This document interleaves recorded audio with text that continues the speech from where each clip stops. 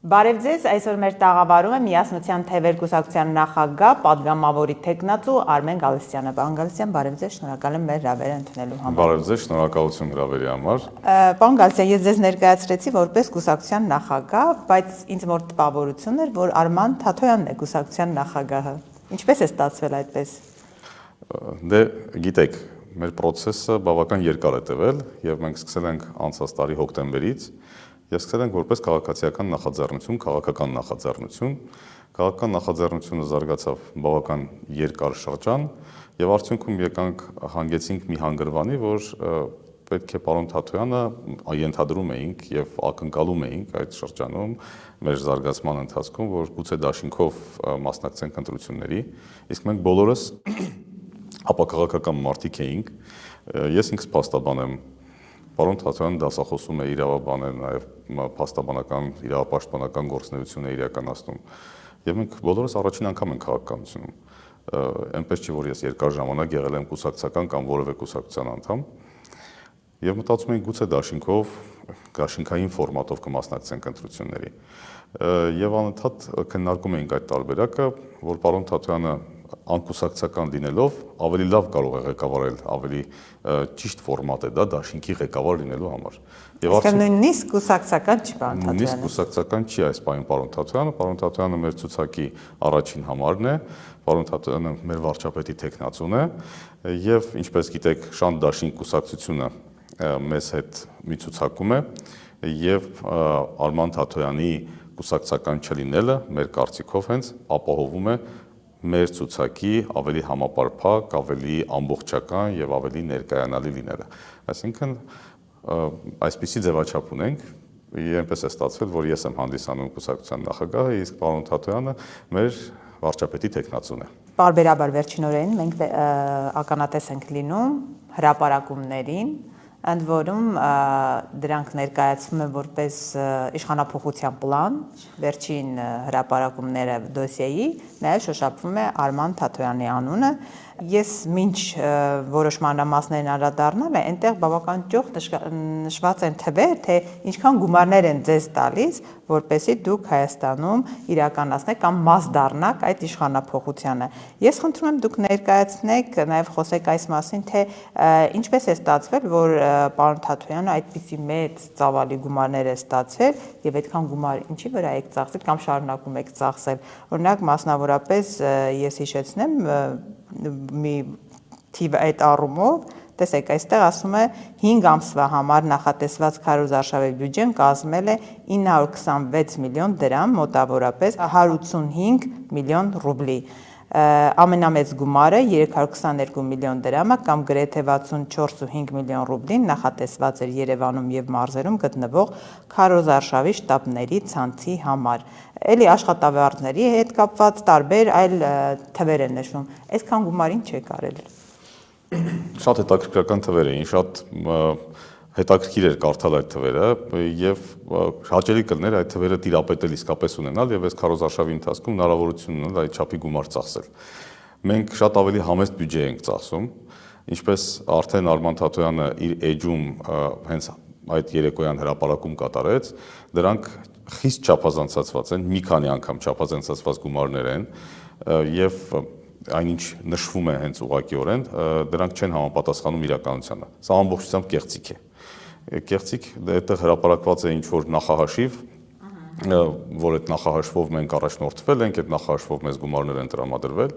այդ նախահաշիվն էլ ինչ-որ մտածածին բան է եւ դա կարելի է AI-ով մի քանի րոպեում սարքել։ Ես զարմանում թե ինչպես են ինչ-որ մարդիկ դրան ասում, որ գիտեք ինչ, սա հավաստի է թվում եւ այդ հավաստի վրա հաղումներ անելով փորձում են գործողություններ իրականացնել։ Ընդհանրապես մենք այո, մի քանի նախահաշիվներ ունեցել ենք եւ տարբեր բյուջեներ ենք հաշվել, ինչ բյուջեի սահմաններում ինչեր կանեինք, բայց դա չի նշանակում, որ դա հենց այդպես արել ենք, այդ մեկ, եւ երկրորդ շատ զարմանալի է, թե ոնց կարելի է այսօրվա մարեստական բանականության դարում վերցնել եւ ինչ որ մտածածին փաստաթուղթ ընդունել որպես իրողություն։ Ինչ վերաբերում է տարածքների վարձակալությանը, որ այդտեղ ամենայուղոտ կտորն է ներկայացված, մենք մոտ 40 գրասենյակ ունենք, այսպես գումարած կարող է մի քանի ավել, մի քանի պակաս, դրանց բյուջեն 5 ամսվա բյուջեն մոդել չի այդ գումարին, 5 ամսվա բյուջեի մասին եմ ասում, գրեթե 10 անգամ պակասել, լավ, չի կարելի էլի այդ աստիճանի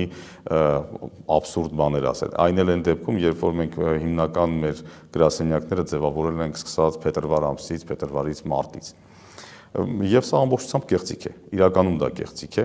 չունենք մենք այդ միջոցները չենք ունեցել, իսկ ինչ վերաբերում է մեր միջոցներին, մեր միջոցները ձևավորվել են, ինչպես արդեն հայտարարել ենք, մեր ընկերների, մեզ վստահողների նվիրատվություններից, շատ դեպքերում մեր անձնական միջոցներն ենք ներդրել, պարոն Թաթոյանը իր անձնական միջոցները, պարոն Անանյանը իր անձնական միջոցներն են ներդրել, մենք նույնպես մեր հնարավորությունների ներածի չափով մեր միջոցները ներենք դրել եւ ստացել ենք պարբերաբար մեր ընկերների աջակցությունը եւ իսկապես Արման Թաթոյանի եւ Դավիթ Անանյանի հեղինակությունը թույլ է տալիս, որպեսզի մարդիկ մեզ վստահեն եւ միջոցներ ներդնեն մեր քաղաքական գործունեության մեջ։ Դա եղել է առաջին этаպում նախաձեռնության շրջանում, ինչպես արդեն ասացի, իսկ երբ անցել ենք արդեն կուսակցական ֆորմատին, ամեն ինչ արվել է կուսակցական կանոններին համապատասխան։ Բարեբախտաբար մենք իրավաբաններ ենք շատերս թիմում եւ շատ լավ հասկանում ենք իրավաչափության, թույլատրելիության եւ ոչ թույլատրելիության սահմանները եւ ամեն ինչ արել ենք այնպես, որպեսզի դա լինի իրավաբանորեն ճիշտ եւ վստահ ենք, որ իրավաբանորեն ճիշտ ենք գործել։ Իսկ զարմանալիորեն հնարավոր է ձեր ընկերները վստահել են ձեզ նաեւ Ռուսաստանից ու անունները նշում է, հնարավոր է այդպես է։ Մենք,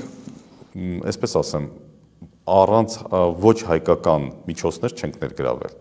Միջոցները ներգրավել են հայկական աղբյուրներից, հնարավոր է 1-2 միջոցներ, իմ հայրն էլ է գործունեություն ծավալում Ռուսաստանում, ասենք հայրս երբ որ այստեղ ա եղել, հայրս էլ որոշակի փոխանցումներ արել է, բայց դա չի նշանակում, որ իմ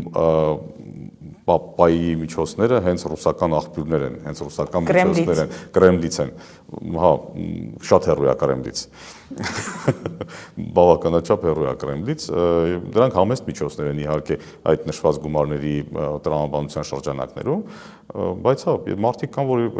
գաղտնիք չէ, որ Հայաստանի Հանրապետության քաղաքացիների մի ստվար զանգված աշխատում եւ ապրում են Ռուսաստանում եւ այդ մարդիկ հնարավոր է ռուսական անձնագիր էլ ունենան, որ եկել են Հայաստան եւ մեզ միջոցներ են տվել եւ մեզ գումարներ են նվիրել, բայց դա չի նշանակում, որ դրանք Կրեմլից ուղղորդված միջոցներ են։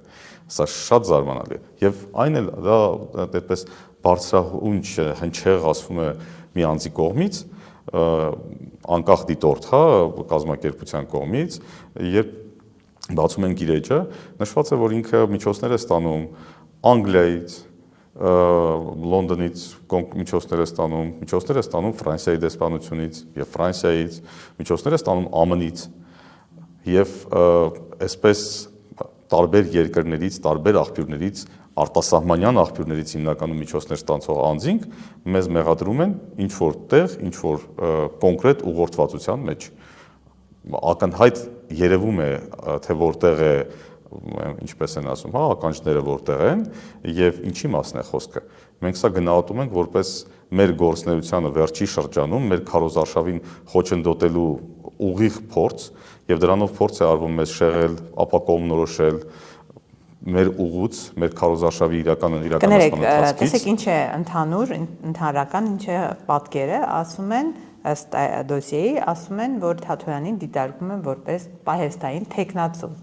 Եվ նույնիսկ այնտեղ հայտարարություններ կան, թե ինչի մասին նա պետք է խոսի, ինչի մասին նա պետք է լռի, ինչպես պետք է խոսի, այսինքն մանրամասն այսպես ձևակերպված է, թե ինչպես պետք է ճակերտավոր ասած պահեստային տեխնացուն իրեն պահի քարոզարշավի ժամանակ։ Հիմա դրանցից որևէ մեկին հետևել եք կամ երբ որ կարդում եք, համադրում եք ձեր քարոզարշավային ռետորիկայի հետ, ինչ է ստացվում։ Սկսեմ այնտեղից, որ պահեստային ձևակերպումը արդեն վիրավորական է եւ հաճելի չի, որ ինչ որ մեկը մեզ պահեստային է դիտարկում։ Մենք մեզ ընդհանրապես պահեստային չենք դիրքավորել եւ պահեստայինի դիրքերից հանդես չենք եկել։ Այսինքն ակտիվ քարոզարշավ ենք արել, ակտիվորեն ձևակերպել ենք այն մտքերը եւ այնպես ենք դա ձևակերպել առաջ բերել, ինչպես մենք ենք ցանկացել։ Մեր քաղաքական թիմ ունենք, մեր քաղաքական թիմով քննարկում ենք յուրաքանչյուր հարցը, թե ինչպես պետք է ձևակերպումները լինեն եւ այդ ձևակերպումները ընթանում են այդ ճանապարհով, այդ ուղին ենք վերցնում։ Այսինքն մենք չենք ունեցել որևէ կաշկանդվածություն։ ես ինքս երբևէ կաշկանդվածություն չեմ ունեցել որևէ հարցի շուրջ, որևէ ձևակերպման շուրջ ինչ որ կերպ մտածել։ Դա մեր խղճով ենք առաջնորդվել, մեր պատկերացումներով եւ եկել ենք կոնսենսուսային մոտեցումներով առաջ ենք գնացել։ Նույնիսկ Արման Թաթոյանը երբևէ չենք էլ զգացել նույնիսկ նմանատիպ ինչ որ ճնշում կամ որ ինչ որ բանով մենք կաշկանդված ենք մեր խոսքը, մեր քաղաքական օրակարգը ընդհանրապես ձևակերպելու եւ ինչ որ կերպ առաջնորդվել ենք, որ ինչ որ կերպ առաջնորդված լինենք ինչ որ կաշկանդվածություններով։ Մենք եղել ենք ազատ, հիմա էլ ազատ ենք, գործում ենք համարձակ, գործում ենք մեր պատկերացումների շրջանակներում, մեր նախընտրական ծրագիրը ներկայացրել ենք, նախընտրական ծրագրի շրջանակներում ունենք ներկայացրած այն պատկերացումները, ինչպիսին մենք տեսնում ենք մեր հետագա գործունեությունը հետընտրական շրջանում եւ շարժվում ենք այդ տրամաբանության մեջ։ Լավ, ամփոփելով այս հատվածը, արդյոք ձեր ուժը իրեն տեսնում է ռուսական այդ պրոյեկտներ, ռուսական հարթության մեջ, պրոռուսական շրջանակների մեջ, որովհետև տպավորություն է, որ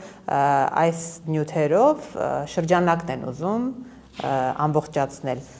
հայտնի 3 ուժերից հետո, հիմա նաև Թաթոյանյանն է շրջանառվում։ Մեր գործունեության շրջանակներում Արման Թաթոյանը եւ մեր գործընկերները պարբերաբար Ռուսաստանի գործունեության հետ կապված հայտնել են մտավախություններ եւ ասել են, օրինակ, Ռուսաստանի հետ մենք ունենք քննարկելու հարցեր կապված 22 թվականի դեպքերի հետ, կապված Արցախի հայաթափման հետ։ Պետք է հապկի հետ կապված անկեղծորեն պետք է քննարկենք Ռուսաստանի հետ կապված հարցերը։ Ռուսաստանը մեր գործընկերն է, բայց Ռուսաստանի հետ մենք քննարկելու հարցեր ունենք բազմաթիվ։ Եվ քաղաքական դաշտում քիչ մարդիկ կան, ովքեր Արման Թաթոյանի եւ մեր թիմի անդամների պես կառուցողական քննադատություն են հնչեցրել Ռուսաստանի հասցեին եւ ես կարծում եմ, որ մենք այն ծայրահեղականներից չենք, որ վախենում ենք Ռուսաստանից եւ Ռուսաստանի անունը լսելիս միանգամից մերժում ենք, հա, Ռուսաստան, բայց մենք ասում ենք, որ մենք Ռուսաստանի հետ քննարկելու հարցեր ունենք։ Եվ հստակ դիրքորոշումներ ունենք ԱՄՆ-ի հետ կապված, Իրանի հետ կապված, Չինաստանի հետ կապված, եվրոպական երկրների, Եվրոմիության հետ կապված, որոնց շուրջ նույնպես արտահայտել ենք մեր դիրքորոշումները։ Թե ինչպես, ինչ համակարգեր,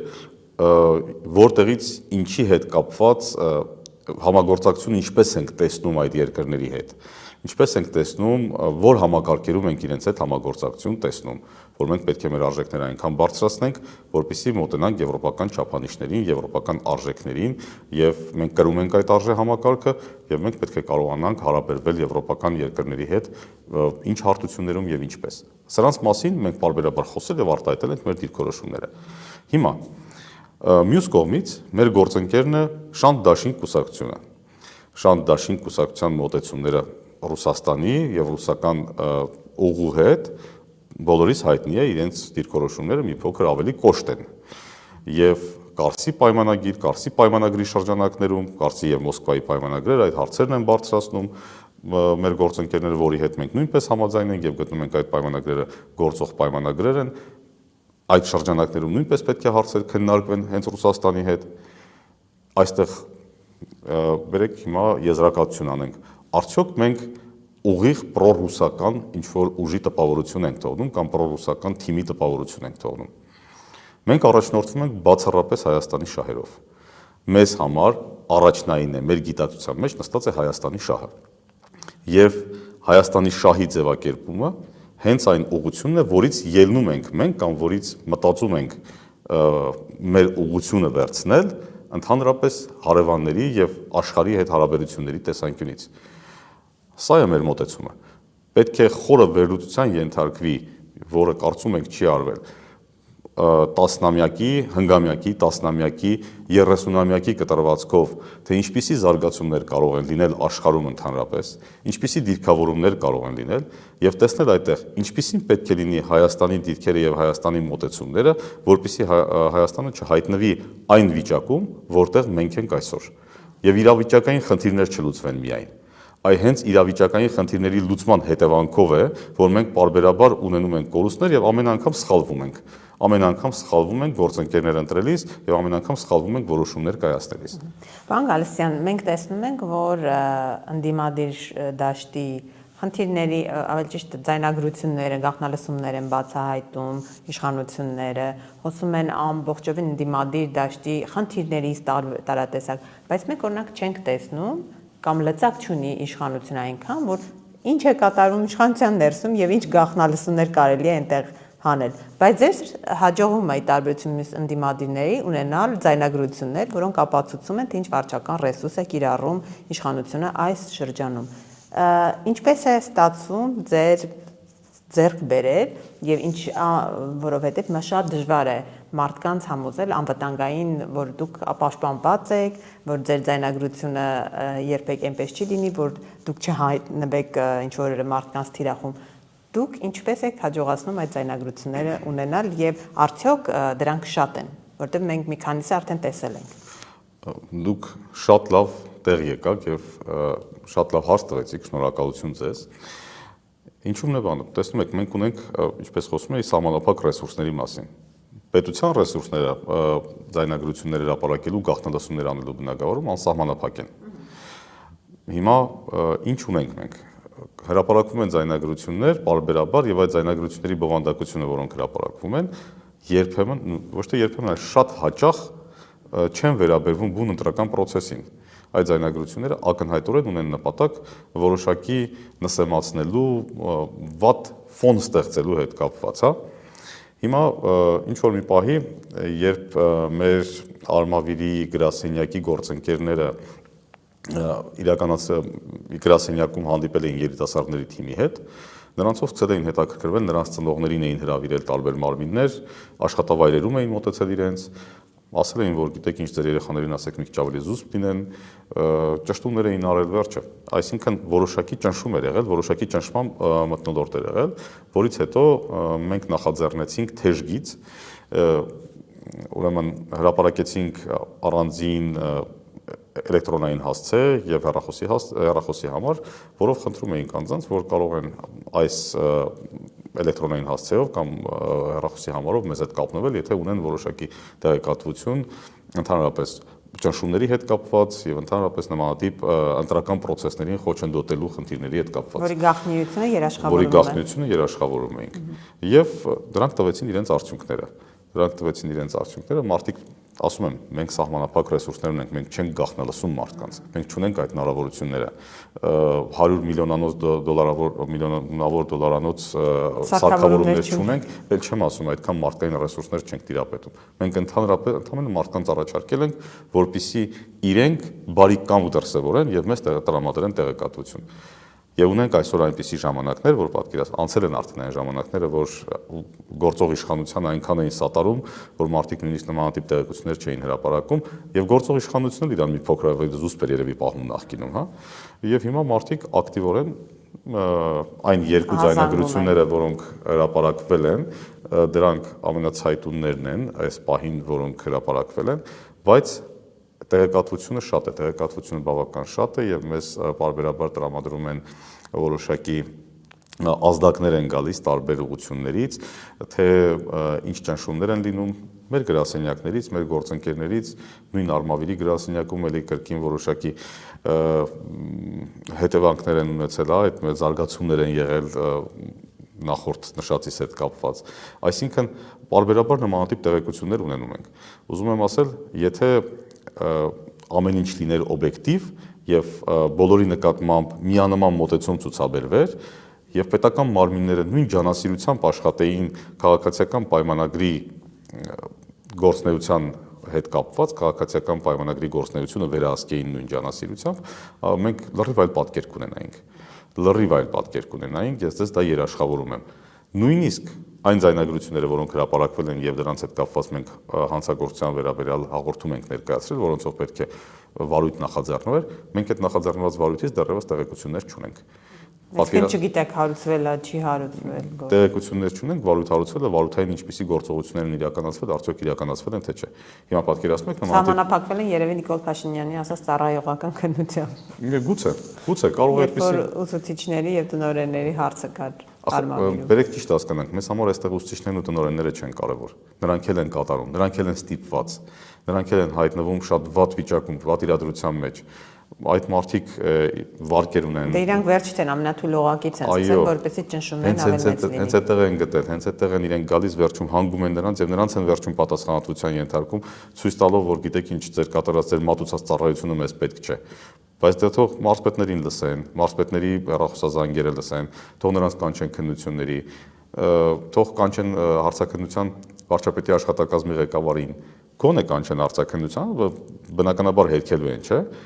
Բայց պետք է չէ գործողություններ անեն պետական մարմինները, պետք է քրեական հետապնդում իրականացնող մարմինները այս ուղղությամբ էլ աշխատեն։ Չի կարելի ամեն ինչ այսչափ ցցուն ցայտուն լինի, որ երկանկի ստանդարտներ գործեն։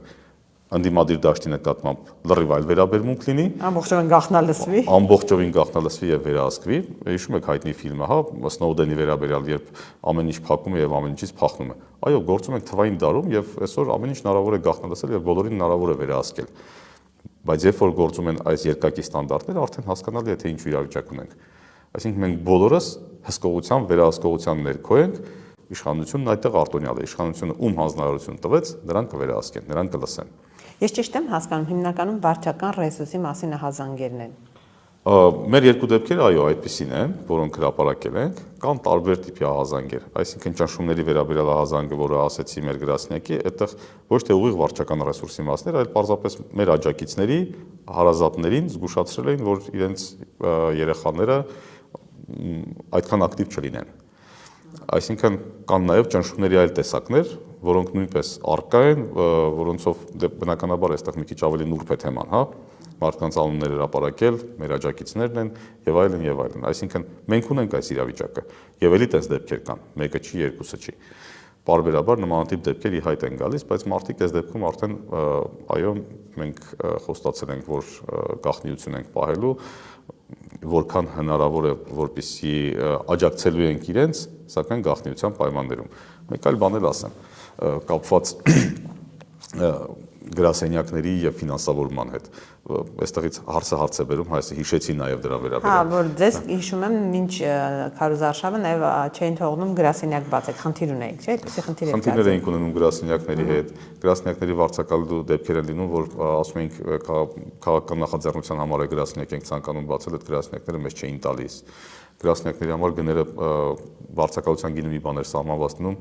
փորձում ենք այդ գրասենյակը վարձակալել, բացարձակ այլ գնով էին վարձակալության տալիս, այսինքն հրապարակային օֆերտան լինում էր, հետո մոտենում ես սկսում ես արդեն կոնկրետ պայմանավորվածություն ձեռք բերել։ Գները թռնում էին։ Գները մի անգամից 3-4 անգամ։ Հիմա ինչ պատկեր ունենք։ Երևի թե իշխող կուսակցությունը մեզնից,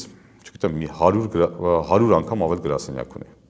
Այն տարածքներում, որտեղ մենք ունենք 1 գրասենյակ, իրենք ունեն 4-ը, 5-ը, մինչև 8-ը։ Դեպքից դեպքեր հենց կոնկրետ ես գիտեմ։ Հիմա տեսեք, այն բյուջեն, որ մեզ վերագրում են, որ մենք ծախսել ենք գրասենյակների վրա, եւ ինչպես ես ասացի, այդ բյուջեից գրեթե 10 անգամ քիչ ծախսած կլինենք, ուրեմն պատկերացրեք իրենք ինչ բյուջե են ծախսում։ Իրենցով ոչ մեկը չի հետաքրքրվում։ Ոչ մեկը բացարձակապես չի հետաքրքրվում, իսկ այդ հայտարարությունները իրենց հաշվետվությունները արդեն իսկ հրապարակված են, պետք է հրապարակված լինեն ամենայն դեպս։ Նա թող վերլուծեն, էլի տեսնեն իրենք տեղավորվում են այդ բյուջեի սահմաններում, նախընտրական հիմնադրամի բյուջեի սահմաններում, որ միայն մի ուղղություն են վերցրել եւ վերցնում են միայն ընդդիմադիր ուղղությունը եւ չգիտես ինչու հատկապես սկսել են թիրախավորել միասնության թևերին։ Այսինքն ճիշտ եմ հասկանում ձեր ասածից, որ իշխանությունը ավելի շատ է ծախսում, քան ներկայացնում է հիմնադրամով իրենց։ Համենայն դեպս այդպիսի տպավորություն է ստեղծվում։ Նույն օրինակ դրոն շոուները, որ անում են, բավական թանքաճյուկ են։ Իհարկե, ես միայն գրասենյակներն եմ ասում, քանի որ մեզ են ասում, որ մի ահռելի մասը ծախսել են գրասենյակների վրա, այդպիսի տպավորություն ստեղծելով, էլի եմ ասում, գրասենյակների վրա մեր ծախսածի համեմատ իրենք հաստատ 100 անգամ շատ են ծախսում։ 100 անգամ ես համոզված եմ, որովհետև կոնկրետ տարածքներ կան, որտեղ գիտեմ, մենք ունենք 1-ը, իրենք ունեն 6, 7 եւ ավել։ Առնվազն 4-ը ունեն։ Հիմա տեսեք, բերեք ես համեմատության մեջ նայեք։ Այսինքն վիզուալ առումով անգամ, որտեղ ունեք դա բավական մեծ գումարների մասին։ Եվ մեր գրասենյակը գտնվում է բավական համեստ վայրում, իրենց գրասենյակները գտնվում են բավական ակտիվ վայրերում եւ պետք է ավելի թանկարժեք լինեն։ Այս ամեն ինչը պետք է քիչ թե շատ օբյեկտիվ գնահատական ստանա եւ ինձ այո անհանգստացնում է հենց այդ հանգամանքը, որ այսօր մենք ունենք երկակի ստանդարտներ եւ իրենց անկախ օրջորջողները բարբերաբար տպավորություն են ստեղծում եւ միակողմանի են հարցերը վերլուծում։ Դա բնականաբար ունի իր պատճառները եւ այդ պատճառները բոլորիս ակնհայտ են։ Դրանք ուժեր են, ովքեր ուղղակիորեն համագործակցում են իշխանության հետ եւ գործող իշխանական թիմի հետ։ Իսկն այլ խոսքով անհավասար պայմանների մասին է խոսքը։ Բացարձակ։ Միանշանակ անհավասար պայմանների մասն է խոսքը եւ ինչու հենց այս փուլում, որպիսի քարոզարշավի պատկերացնում եք վերջի 10-օրյակին ենք հասել քարոզարշավի, որպիսի քարոզարշավի վերջի 10-օրյակում մեզ մեր ուղուց վերցնեն շեղեն, փորձեն ապակողմնորոշել, որպեսզի չկարողանանք լիարժեք քարոզարշավով զբաղվել։ Մենք ընդհանրապես տեղեկություն ունենք, որ քաղաքացիական պայմանագիրը իր գրասենյակների մեծ մասը վերցնում է անհատույց օգտագործման եւ այստեղ արդեն կարող են կոռուպցիոն սխեմաներ էլ գործել։ Այնպես որ հարգելի ընկերներ, խնդրում եմ ավելի հետևողական եղեք եւ զբաղվեք նաեւ իշխանական ուժերի եւ նրանց կողմից իրականացվող գործունեության նկատմամբ։ Այսինքն որոշ մարդիկ տալիս են առանց որևէ գումարի այդ շտաբերը իրենց։ Տեսեք ինչպես է, օրենքի տեսանկյունից եթե գանք, այո, անհատույց օգտագործման տրամադրելը անօրինական չի։ Հնարավոր է անհատույց օգտագործման տրամադրել, սակայն նախընտրական հիմնադրամի բյուջեում պետք է որոշակի գումարով շուկայական արժեքով դա ֆիքսվի։ Հիմա եթե կան այդքան մեծ թվով մարդիկ, ովքեր անհատույց օգտագործման են տալիս, եւ նախընտրական հիմնադրամի բյուջեում ֆիքսվում է, բազմաթիվ կասկածներ կարող են լինել, որ այդ գումարները կարող են անձանց տրվում են կանխիկ։ Կամ ինչ արժեքով է դա ներկայացում, արդյոք դա շուկայական արժեք է։ Արդյոք դա հենց շուկայական արժեք է, որով ներկայացվում է նախընտրական հիմնադրամում այդ տարածքի վարձակալությունը, այդ տարածքան անհատույց օգտագործման վերցնելը։ Հնարավոր է դրանք ինչ-որ մոտարկված արժեքներ են, որոնք այս պահի այսօրվա շուկայական արժեքին ընդհանրապես չեն համապատասխանում։ Ինչպես ես ասացի, շուկայական արժեքները այսօր քաղաքական ուժերին տրամադրվող կարճաժամկետ վարձակալությունների դեպքում այնքան բարձր են, որ դրանք որևէ աղերս չունեն, ասենք կադաստրային արժեքների հետ կամ կադաստրային ինչ-որ համամասնության մեջ չեն տեղավորվում։ Ես հենց նոր օրինակ բերեցի, չէ՞, դիմում ենք, որպեսզի տարածք վարձակալենք, մարդիկ միանգամից 3-4 անգամ ավելի բարձր արժեք են սահմանում։ Հենց իմանում են, որ սա կարճաժամկետ է եւ քաղաքական գործունեության նպատակ է հետապնդում։ Այսինքն այն ծավալը, որ մենք տեսնում ենք, դա իրականում մեծ գումարների մասին է խոսքը։ Թող զբաղվեն, ամեցեք իրավապահները եւ անկախ դիտորդները։ Ոչ միայն ընդդիմադիր հատվածին իշխանությունը որակում է պրոռուսական, էլ լրտեսներ, էլ գործակալներ, նաև դրան զուգահեռ ասում է, որ իրենք պատերազմը հրահրող, պատերազմ բերող ուժեր են, որովհետև նրանց խոսույթը պատերազմի մասին է։ Ինչն է խոսույթը։ Երբ որ խոսում եք արցախցիների վերադարձի մասին, Արցախի մասին, դուք եք խոսում։ Ըստ էության դուք էլ պատերազմի հրձիգներ եք իրականում։ Հիմա պատերազմի չէ՞ եք ուզում վերել։ Միակ քաղաքական ուժը եւ կուսակցությունը, որը պատերազմ բերելու սպառնալիք է ստեղծում, հենց գործող իշխանությունն է։ Այո, իրենք են պատերազմի կուսակցությունը եւ պատերազմի ուժը Հայաստանի Հանրապետությունում։ Միայն իրենք են պատերազմով սպառնում եւ պատերազմը դարձրել իրենց քաղաքական գործունեության եւ քարոզարշավի թիվ 1 խաղաթուղթը։ Մյուսները պատերազմից չեն խոսում, մյուսները խոսում են խաղաղությունից եւ խաղաղության ձևաչափերից են խոսում։ Իրենք չգիտես ինչու, այսինքն գիտենք ինչու, հենց ուղիղ սպառնում են բոլորիս պատերազմով։ Սպառնում են պատերազմով, քանի որ կամ ինչ որ պայմանավորվածություններ ունեն պատերազմի վերաբերյալ, կամ լավ գիտեն, թե իրենք ինչեր են հանձնելու, ինչ զիջումների են գնալու։ Ուրեմն, եթե հենց արցախցիների վերադարձի մասին է խոսքը, ապա դա իրավունքի մասին ենք մենք խոսում, արցախցիների վերադարձի իրավունքի մասին։ Արցախցիների վերադարձի իրավունքի պաշտպանությունը միջազգային ատյաններում դիվանագիտական, թե դատական չի նշանակում պատերազմ։ ինչ է նշանակում, եթե Ադրբեջանը վաղը վեր կենա, ասի գիտեք ինչ, առողջություն, ասի գիտեք ինչ, ինչ որ մատը դնի ինչ որ տարածքի վրա եւ ասի սա իմն է, սա պետքա տակ ինձ։ Մենք ինչ պետք է ասենք։ Ասենք, հա, ներողություն, եկեք վերցրեք միայն թե մի պատերազմեք, սա է լինելու մեր տրամաբանությունը։ Այսինքն մենք մեր իրավունքները չպաշտպանենք։ Չէ, ասում եմ, երբ որ արցախցիները վերադարձից եք խոսում, դուք միանգամից նշանակում եք դա, որ ադրբեջանցիներն էլ պետք է վերադառնան, նույն հարթության մեջ են դրանք։ Ադրբեջանցիների վերադարձը խոսքը գնում է այն ադրբեջանցիների մասին, ով եթե կան այդպիսիք, ովքեր Հայաստանից հեռացել են 90-ականների սկզբին։ Այդ ժամանակ Ադրբեջանից Հայաստան են եկել եւ հիշում եք ինչպես են Հայաստան եկել, Սումգայիթյան ջարդերի, Կիրովաբադի ջարդերի արդյունքում, Գետաշենից, Շահումյանից եւ Սումգայիթից մեր հայրենակիցները, ովքեր եկել են Հայաստան։ Ուրեմն 90-ականների խոսույթ 90-ականների թեման բերում խառնում են նոր մի քանի տարի առաջ տեղի ունեցած դեպքերի հետ, երբ ցեղասպանության արդյունքում, բռնի տեղահանման արդյունքում արցախցիներին ստիպեցին լքել իրենց հարյուրավոր տարիների, հազարավոր տարիների հայրենիքը։ Այսինքն մեր հայրենակիցներին արցախցիներին լքել իրենց հայրենիքը։ Սա մի քանի տարի առաջ է տեղի ունեցել։ Հիմա այդ 300,000 ադրբեջանցիների մասին, ինչպես իրենք են ասում, թեման համեմատելի է եւ համադրելի է միայն 90-ականներին Ադրբեջանից վերադարձած մեր հայրենակիցների հետ, ոչ ներկայիս արցախահայերի խնդրի հետ։ Իսկ այդ թեման, որի մասին իրենք ասում են, միջազգային դատարաններում փակված թեմա է։ Մենք ունենք Եվրոպական դատարանի եւ Արդարադատության միջազգային դատարանի որոշում, որով ադրբեջանցիները ներկայացրել են այս հարցը եւ նրանք ասել են, գիտեք ինչ, ժամկետները բաց եք թողել։ Սրանք փակված թեմաներ են։ Մենք չենք կարող 30 տարի հետո վերցնել այդ հարցը քննարկման առարկա դարձնել եւ տեսնել թե ինչեր են տեղի ունեցել այդ ժամանակներում։ Դուք այս հարցը բաց եք թողել, սրա վերաբերյալ ժամկետների առումով հարցը բաց եք թողել։ Այսինքն միջազգային դատական ատյաններում այս հարցի պաշտպանությունը փակված է։ Հիմա իսկ ինչ վերաբերվում է արցախահայերի վերադարձին, ինչի ենք մենք դա պաշտպանում եւ հաստատակամորեն առաջ են գնում այս առումով, որովհետեւ արցախահայերի իրավունքների պաշտպանության առումով մենք արդեն իսկ ունենք միջազգային դատարանների որոշումներ, որոնք պաշտպանում են արցախահայերի հետ վերադարձի իրավունքը։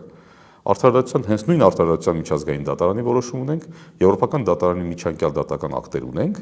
որոնք պաշտպանում են արցախահայերի հետ վերադարձը, անխոչնդոտ վերադարձը եւ բնակվելը Արցախում։ Հիմա ինչ է անում այսօրվա իշխանությունը։ Այսօրվա իշխանությունը մեր բոլորի աչքին թոզ է փչում։ Պայմանավորված Ադրբեջանի հետ 30 տարի առաջվա նրանց արդեն իսկ միջազգային դատարաններում փակված թեման բերում հավասարեցնում է իր խոսույթով բերում հավասարեցնում է արցախահայերի թեմային։ Մեր բոլորի աչքի առաջ այդ բան են անում, աճպարարություն են անում։ Հա, քաղաքացու համար դե բան չի, ակնհայտ չի այս ամենը, չէ՞։ Նա չի տեսնում, նա տեղյակ չի, որ գոյություն ունեն այսպիսի վճիռներ, այդ համեմատությունը չի անում, իսկ մենք մասնագետներ ենք, մեզ համար դա ակնհայտ է։ Բացի այդ, գործող իշխանությունը իր խոսույթով, քանի որ նրա խոսքը ապացուցողական նշանակություն ունի, եւ նրանք ասում են, գիտեք ինչ, ապա ադրբեջանցիներն էլ այս հարցն են բարձրացնում։ Իր խոսքն էլ ապացուցողական նշանակություն ունի, հետագայում Ադրբեջանը վկայակոչելով իրենց խոսքը, հնարավոր է այդ միջազգային դատարաններում որոշակի ավելի դրական դիրքերում հայտնվի։ Այսինքն մեռած թեման, փակված թեման, այսօր իրենք բերում ակտիվացնում են, օրակարգային են դարձնում, բերում կպցնում են այն թեմային, որը այսօր արդիական է եւ մենք ունենք իրավունքը մեր հաստատված արդեն, պատկերացրեք Հայաստանի Հանրապետության դատարանում վճիռ ունեք, որ ինչ որ գույքը պետքա գնաք վերցնեք։ Այդ մարդը այդ գույքից դուրս չի գալիս օրինակ։ Դժվարանում եք իրեն այդտեղից հանել։ Արդեն բայց դուք ունեք այդ վճիռը ձեր ձեռքին։ Եվ կա մի ինչ որ բան, որը փակված է, վճիռներով մերժել են ձեզ։ Հիմա ասում եք, բերեք այն մերժված թեման, հավասարեցնենք իմ գոյություն ունեցող վճիռին, իմ իրավունքին, որը դուք պետքա պաշտպանեք։ Հիմա դուք ինձ կասեք, ինչպես պետքա այդ վճիռն ու իրավունքը պաշտպանեք։ Ադրբեջանը հայտարարել է, որ միջազգային իրավունք իր համար գոյություն չունի, իր համար ուժն է իրավունքի աղբյուրը։ Այսինքն Ադրբեջանն ի սկզբանե հայտարարել է, որ ինքը պայմանագրաունակ պետություն չի հանդիսանում, դառնում է, որ գիտեք ինչ, եթե միջազգային իրավունք ունի եւ միջազգային պայմանագրերով չի առաջնորդվելու եւ ուժն է իր համար իրավունքը, հետեւաբար պայմանագրերը իր համար միևնույնն են։ Այսօր մենք հայտարարում ենք, որ պայմանագրի թղթի հիման վրա Ադրբեջանի հետ խաղաղություն ենք հաստատում։ Այն պայմաններում, երբ Ադրբեջանը ուղիղ ասում է, հա, իրավաբանական լեզվով է ասում, որ գիտեք, ես թղթերին չեմ հետևելու, ինձ համար ուժն է կարևոր։ Բայց այստեղ էլ աճպարարություն կա, էլի։ Հիմա ինչ է նշանակում։ Ուրեմն մենք նշանակում հա եւ այսպեսի սկզբունք կա միջազգային իրավունքում, որ պայմանագրերը պետք է կատարվեն, քանի որ այդպես միջազգային դահակը չկա դատական ակտերի հարկադիր կատարում։ Բայց հենց այդ է, եթե այդ մարդ առաջնորդումը միայն ուժի լեզվով հնարավոր է խաղաղ բանակցությամբ վերադարձնել։ Այստեղ արդեն գործում է դիվանագիտությունը։ Գործընկերները, բարեկամ երկրները, մեր հարաբերությունները գործընկերների հետ, Ադրբեջանի եւ մեր շահերը տարբեր երկրների հետ հարաբերություններում, այդ միջազգային հանրույթի ճնշումը, որից ինքը չի կարող խուսափել։ Մենք պետք է ունենանք երկկողմանի եւ բազմակողմանի այնպիսի հարաբերություններ ընդհանրապես ստեղծած մեր դիրքերը ամրապնդելով, որպեսզի կարողանան Ադրբեջանի վրա ճնշում գործադրել։ Բացի այդ, մեր անվտանգային ուղղությունը հենց պետք է լինի առաջնային մեր ներքին կարողությունները զարգացնել։ Մենք պետք է մեզնից այնպիսի արժեք ու ուժ ներկայացնենք, որ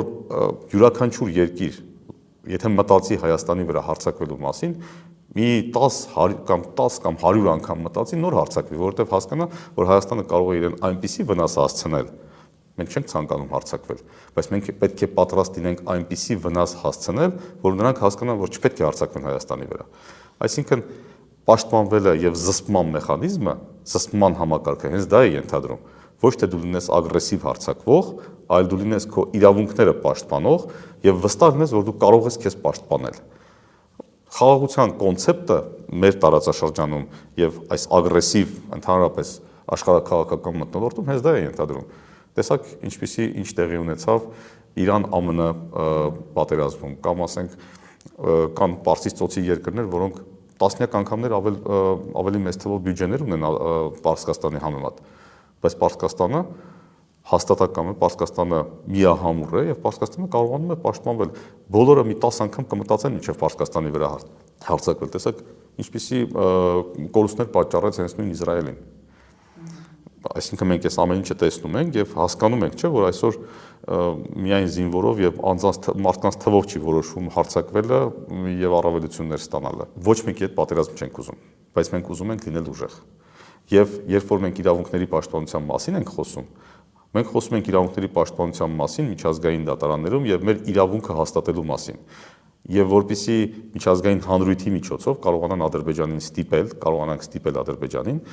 որպեսզի հնարավորություն ստեղծվի հայերի արժանապատիվ վերադարձի համար իրենց պատմական հայրենիք եւ այնտեղ բնակության հնարավորություններ ստեղծվեն։ Այստեղ կարծում եմ ոչ մի վիրավորական կամ պատերազմական կամ չգիտեմ պատերազմի ուղղություն տանող երևույթ չկա։ Առավել եւս այդ մարդիկ այդ տարածքներից դուրս են եկել, մեր հայրենակիցները արցախահայերը, Արցախի իրենց բնակավայրերից դուրս են եկել ընդամենը 2-3 տարի առաջ, իսկ իրենք այնտեղ բնակվել են հազարամյակներով։ Ինչ է նշանակում, թե դրանով պատերազմ ենք ուզում։ Ավելին ասեմ ձեզ, նույն խաղաղության նախաստորագրված պայմանագրի մասին երբ խոսում են, երբ ասում են, գիտեք ինչ, երբ որ մենք խոսում ենք Արցախահայերի վերադարձի մասին, երբ ասում ենք, որ միջազգային դատարաններ ներկայացված դիմումները հետ չենք վերցնելու, սա խախտում է խաղաղության համաձայնագիրը։ Իրենք նույնիսկ իրենց ստորագրած խաղաղության համաձայնագիրը չեն կարդացել։ Այդ խաղաղության համաձայնագրում ուղղակիորեն ասվում է հետևյալը. հետ վերցնել 1 ամսվա խաղաղության համաձայնագիրը, սույն համաձայնագիրը ստորագրելուց հետո 1 ամսվա ընթացքում կողմերը ձեռնարկում են բոլոր միջոցները, որպեսզի լուծեն այս դիմումների հետ կապված հարցերը, դրանք հետ վերցնելու կամ ինչ որ այսպես եւ այլ կերպ դրանք լուծելու ճանապարհով։ Այսինքն դու կարծում ես սողանցք է թողնված, որը հնարավոր է օգտագործել հօգուտես։ Մեսա եւս մեկ բան եմ ասելու։ Այլ կերպ լուծել ի՞նչ է նշանակում։ Այլ կերպ լուծել նշանակում կարող է լինել ինչ որ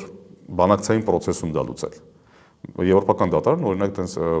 կառուցակարգ ունի, կոչվում է friendly settlement, ընկերական բարեկամական համաձայնություն, եւ բարեկամական համաձայնության շրջանակներում կարելի է դա լուծել, օրինակ ասենք գալ համաձայնության, որ գիտեք, այսպիսի պայմաններ կստեղծենք, որպեսզի Արցախահայերը հետ վերադառնան Արցախ, այդ տրամաբանության մեջ մենք այսինչ մի դիմումը հետ կվերցնենք։ Բայց հաջորդ փաստարկը կա այստեղ նույնիսկ։ Այդ նույն խաղաղության նախաստորագրված պայմանագիրը ասում է, որ գիտեք ինչ, եթե հանկարծ ինչ-որ մի բան այս համաձայնագրի սահմաններում չի կատարվում, պետքա չլինի ագրեսիա, պետքա չլինի ագրեսիայի սպառնալիք, բոլոր հարցերը պետքա լուծվեն խաղաղ բանակցությունների միջոցով։ Այսինքն յուրաքանչյուր պատերազմի սպառնալիք այդ համաձայնագրի ներքո ինքն հենց ինքնին համաձայնագրի խախտում է։ Իսկ Արման Թաթոյանն էլ եւ մեր թիմը արդեն հայտարարել են, որ Ադրբեջանն արդեն իսկ խախտել է այս համաձայնագիրը։ Ադրբեջանն արդեն իսկ կարելի ասել ոչնչացրել է այս համաձայնագրի գոյություն ունենալը, որովհետեւ ինքը լրացուցիչ պայմաններ է առաջ քաշում մեր սահմանադրության փոփոխությունը 300,000 ադրբեջանցիների վերադարձը, որի պայմաններում ինքը կստորագրի համաձայնագիրը։ Իսկ ինչ է ասում համաձայնագիրը, այդ նույն խաղաղության նախաստորագրված համաձայնագիրը, ասում մեկը մյուսի գործերի մեջ չպետք է խառնում են պետությունները։ Այս խորհրդանշական լավ ամփոփ։ Հիմա տեսեք, ինչ ունենք, ինչպիսի իրավիճակ ունենք, հա։ Ունենք իրավիճակ, երբ կողմը խախտել է արդեն համաձայնագիրը, այսինքն ինքը խախտում է իրականացրել, իսկ մեզ ասում են, գիտեք ինչ, դուք մենք մեր օրինական գործողություններով հենց իրենց կողմից ստորագրված օրինական պայմանագրի լույսի ներքո, մենք մեր օրինական գործողություններով կբերենք կհանգեցնենք պատերազմի։ Ու դրանով սպառնում են մեզ բոլորիս, ու դրանով կեղտոտ խոսույթ են տարածում բոլորի նկատմամբ, տեսնում եք ինչպիսի խոսք է հանրային միջավ, ավելին ասեմ, իրենք խախտել են իրենց իսկ ստորագրած, իրենց իսկ կողմից իրենց կուսակցությունում ընդունած բարեվարկության կանոնները, այդ վաղուց են խախտել եւ վերել հանգեցրել են մեզ վիճակից ու մեզ անընդհատ սպառնում են։ Ուզում եմ ասել, այս ամենը ստահոդ խոսակցություններ են եւ միակ պատերազմ քարոզողը եւ պատերազմի սպառնալիք մեզ համար բերողը ես համոզված եմ հենց գործող իշխանությունն է։ Շնորհակալ եմ։